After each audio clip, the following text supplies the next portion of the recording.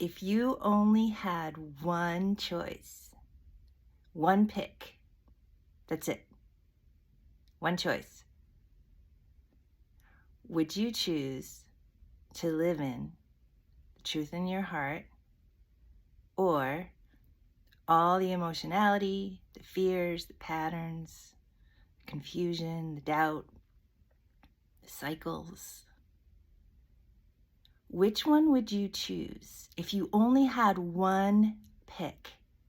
Either truth in your heart or all the noise around you and within you. Which one would you choose?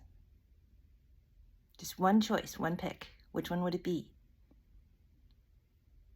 Every second, you have that choice. And you can't choose both.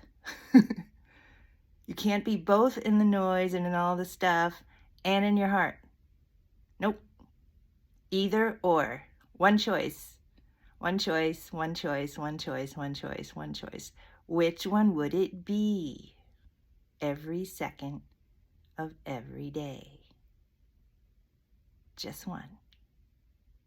Which one are you choosing? Which one?